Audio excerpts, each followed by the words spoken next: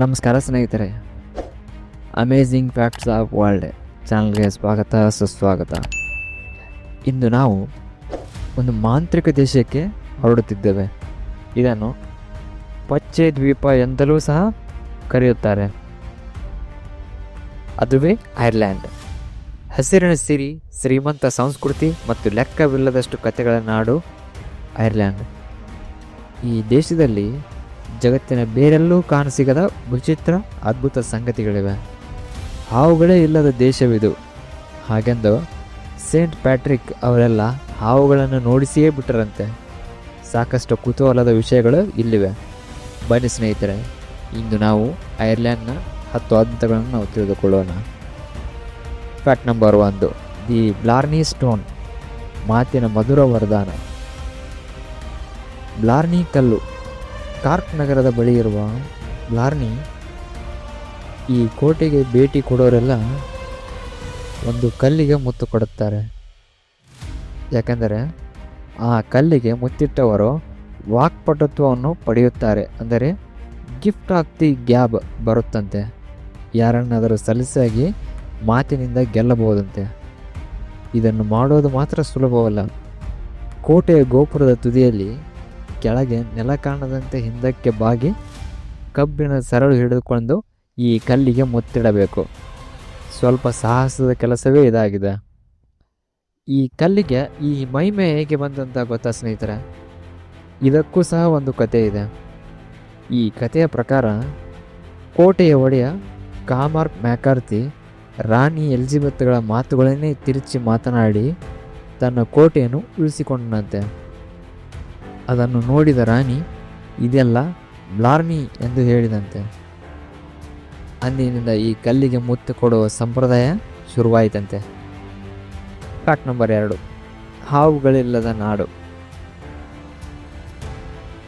ಈ ವಿಷಯ ನಿಮಗೆ ಸ್ವಲ್ಪ ಅಚ್ಚರಿ ಅನಿಸಬಹುದು.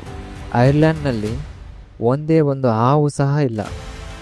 ಸ್ವಾಭಾವಿಕವಾಗಿ ಅಲ್ಲಿ ಯಾವುದೇ ಸರ್ಪಗಳು ಕಾಣುವುದಿಲ್ಲ.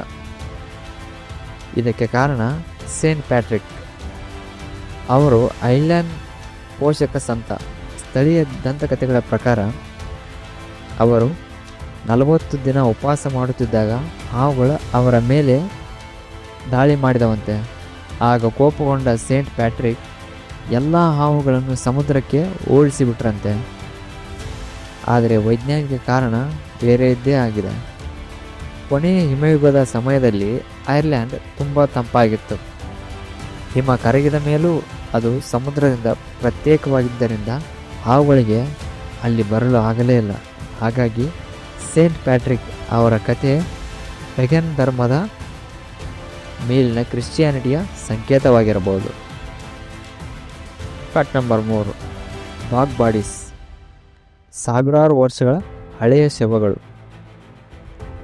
ಐರ್ಲ್ಯಾಂಡ್ ಜೌಗು ಪ್ರದೇಶಗಳಲ್ಲಿ ಸಾವಿರಾರು ವರ್ಷಗಳ ಹಿಂದಿನ ಮಾನವನ ಶವಗಳು ಸಂಪೂರ್ಣವಾಗಿ ಹಾಗೆಯೇ ಉಳಿದುಕೊಂಡಿವೆ. ಇವುಗಳನ್ನೇ ಬಾಗ್ ಬಾಡೀಸ್ ಅನ್ನೋದು. ಇಷ್ಟು ವರ್ಷಗಳ ನಂತರವೂ ಅವುಗಳ ಚರ್ಮ, ಕೂದಲು, ಉಗುರು ಹಾಗೆಯೇ ಉಳಿದಿರುತ್ತದೆ. ಇದಕ್ಕೆ ಕಾರಣ ಜೌಗಿನಲ್ಲಿರುವ ಆಮ್ಲೀಯತೆ ಮತ್ತು ಆಮ್ಲಜನಕದ ಕೊರತೆ. ಇದರಿಂದ ಕೊಳೆತು ಹೋಗುವುದು ತಡೆಗಟ್ಟಲ್ಪಡುತ್ತದೆ. ಕ್ಲೋವಿಕಾವನ್ ಮ್ಯಾನ್ ಮತ್ತು ಓಲ್ಡೋಗನ್ ಮ್ಯಾನ್ ಖ್ಯಾತಿಯ ಉದಾಹರಣೆಗಳು. ಇವರು ಕಬ್ಬಿನ ಯುಗದ ಜನರಾಗಿದ್ದರು. ಇವರನ್ನು ಬಹುಶಃ ಬಲಿ ಕೊಟ್ಟಿರಬಹುದು ಅಂತ ವಿಜ್ಞಾನಿಗಳು ಹೇಳ್ತಾರೆ. ಇವರ ಅಧ್ಯಯನದಿಂದ ಪ್ರಾಚೀನ ಐರಿಷ್ ಜನರ ಆಹಾರ ಕ್ರಮ, ಆರೋಗ್ಯ ಮತ್ತು ಆಚರಣೆಗಳ ಬಗ್ಗೆ ತಿಳಿಯಲು ಸಾಧ್ಯವಾಗುತ್ತದೆ. ಫ್ಯಾಕ್ಟ್ ನಂಬರ್ 4, ಫಕ್ ಫೇರ್, ಮೇಕೆಯ ರಾಜನ ಹಬ್ಬ. ಇದೊಂದು ಕೌಂಟಿ ಕೆರೆಯ ಪುಟ್ಟ ಪಟ್ಟಣದ ಕಿಲ್ಲಾರ್ಗಿಕ್ನಲ್ಲಿ ಆಚರಿಸುವ ಒಂದು ಅತಿ ವಿಚಿತ್ರ ಹಬ್ಬ.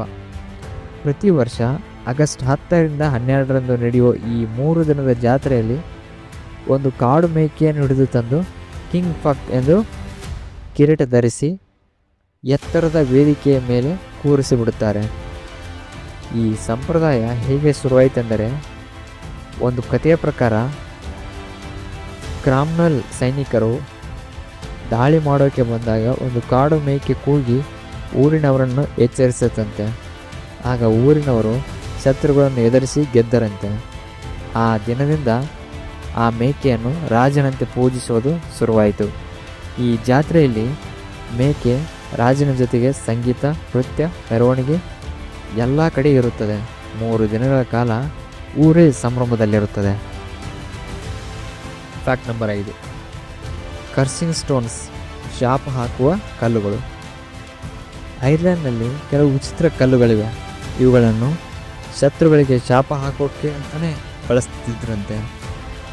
ಕೊಲ್ಚ, ಮಲ್ಚ ಅಂತಲೂ ಕರೆಯೋ ಈ ಕಲ್ಲುಗಳ ಮೇಲೆ ಶಿಲುಬೆಯ ಗುರುತುಗಳಿರುತ್ತವೆ. ಪ್ರಾಚೀನ ಕಾಲದಲ್ಲಿ ಜನರು ತಮ್ಮ ಶತ್ರುಗಳ ಮೇಲೆ ಶಾಪ ಹಾಕಬೇಕಾದರೆ ಅಥವಾ ರೋಗ ರುಜಿನಗಳಿಂದ ಪಾರಾಗಬೇಕಾದರೆ ಈ ಕಲ್ಲುಗಳನ್ನು ಕೈಯಲ್ಲಿ ತಿರುಗಿಸುತ್ತಾ ಪ್ರಾರ್ಥನೆ ಅಥವಾ ಶಾಪವನ್ನು ಹೇಳುತ್ತಿದ್ದರಂತೆ. ಸ್ಲಿಗೋ ಕೌಂಟಿಯ ಇನಿಶ್ರೂ ಮರೆ ದ್ವೀಪದಲ್ಲಿರುವ ಕರ್ಸಿಂಗ್ ಸ್ಟೋನ್ಸ್ ಬಹಳ ಪ್ರಸಿದ್ಧ. ಇಲ್ಲಿ ಜನರು ಶಾಪ ಹಾಕಲು ಅಥವಾ ದುಷ್ಟಶಕ್ತಿಗಳಿಂದ ರಕ್ಷಣೆ ಪಡೆಯಲು ಕಲ್ಲುಗಳನ್ನು ತಿರುಗಿಸುತ್ತಿದ್ದರು. ಇದು ಐರ್ಲೆಂಡ್ನಲ್ಲಿ ಕ್ರಿಶ್ಚಿಯನ್ ಮತ್ತು ಪೆಗನ್ ನಂಬಿಕೆಗಳ ಮಿಶ್ರಣವನ್ನು ತೋರಿಸುತ್ತದೆ. ಫ್ಯಾಕ್ಟ್ ನಂಬರ್ 6, ಐರಿಷ್ ಮಮ್ಮಿ, ಅಮ್ಮಂದಿರ ಸಾಮ್ರಾಜ್ಯ. ಐರ್ಲೆಂಡ್ನಲ್ಲಿ ಐರಿಷ್ ಮಮ್ಮಿ ಅನ್ನೋದು ಒಂದು ಸ್ಟಿರಿಯೋಟೈಪ್ ಇದೆ. ಅದು ಬೇರೆ ಯಾರೂ ಅಲ್ಲ, ನಮ್ಮ ತಾಯಂದಿರಂತೆ ಮಕ್ಕಳನ್ನು ಜೋಪಾನ ಮಾಡೋ, ಬೇಜಾರು ಮಾಡಿಕೊಳ್ಳೋ, ತುಪ್ಪ ತಿಂಡಿಗಳನ್ನು ತಿನ್ನಿಸೋ ಸಾಕು ತಾಯಂದಿರು.